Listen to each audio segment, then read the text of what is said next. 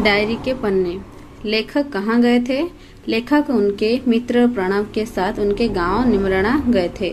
भारत गांव में बसता है, किसने कहा था? भारत गांव में बसता है, गांधी जी ने कहा था। बाल्टी भर दूध कौन लाया था? बाल्टी भर दूध पड़ोस के कोई साहब लाया था। पैसे चुकाने पर भी बिल्डर रघुवीर अंकल को घर क्यों नहीं दे रहा था? पैसे चुकाने पर भी बिल्डर रघुवीर अंकल को घर नहीं दे रहा था क्योंकि वो धोखाधड़ी कर रहा था।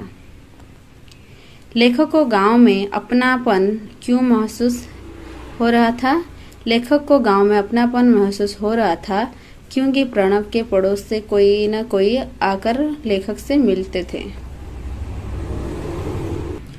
या मिलता था। निमराना में लेखक के साथ अजीब सी क्या क्या बातें हुई। लेखक गांव में सुबह उठ गए और पड़ोस के कोई साहब बाल्टी भर दूध दे रहे थे। मेहमान आए, इसीलिए दादी ने बड़ा सा गिलास भर दूध पीने के लिए दिए। कोई लड़के राम भाई कहे के साथ में मिल गए। लेखक उन्हें जानते नहीं थे, पर वे लोग लेखक को प्रणव के दोस्त के रूप में पहचानते थे। ये सब अजीब सी बातें हुई लेखक के साथ। लेखक ने गांव को स्नेह नगरी क्यों कहा? गांव में एक दूसरे को जानते तक नहीं, फिर भी स्नेह करते। इसीलिए लेखक ने गांव को स्नेह नगरी कहा है। पगडंडी पर चलते हुए लेखक ने गांव और शहर में क्या क्या भिन्नताएं अनुभव की।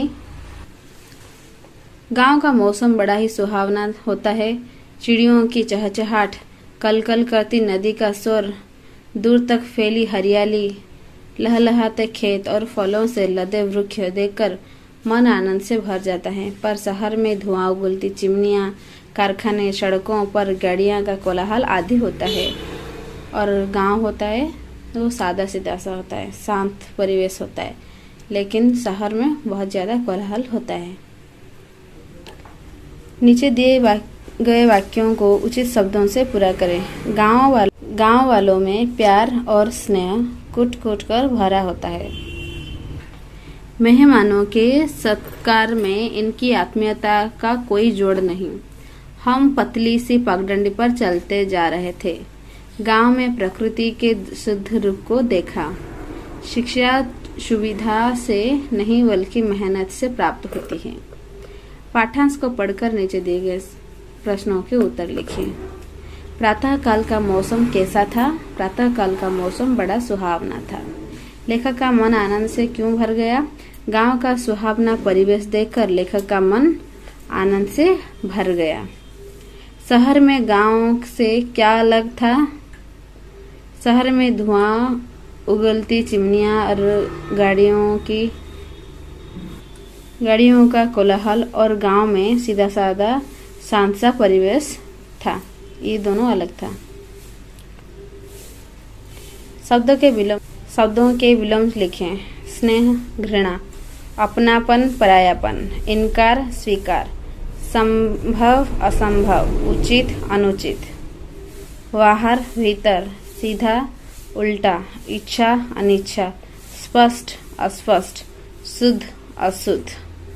दिए गए शब्दों के अर्थ को समझते हुए वाक्य बनाएं। स्नेह, छोटे के प्रति अनुराग। मैं मेरी छोटी बहन को स्नेह करती हूँ।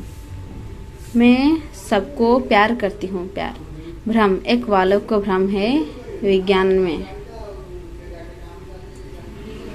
संदेह, किसी को संदेह करना उचित नहीं है।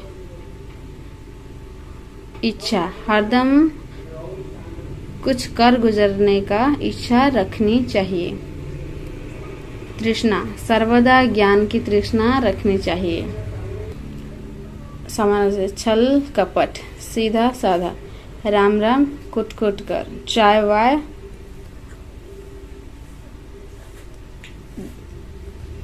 खीर वीर। दिए गए वाक्यों में रेखांकित कारक का भेद लिखें। पड़ोस के कोई साहब बाल्टी भर दूध देने आए थे। ये संबंध कारक, क्योंकि पड़ोस के लगा है ना, इसीलिए। छल कपट से कोसों दूर एक स्नेह नगरी है। छल कपट से मतलब ये कारण कारक है। प्रातः काल का मौसम बड़ा सुहावना था। संबंध कारक, फलों से लदे वृक्ष देखकर मन आनंद से भर गया। करण कारक, शहरों में तो हर जगह धोखाधड़ी ही दिखाई देती है। ये अधिकरण कारक होते हैं।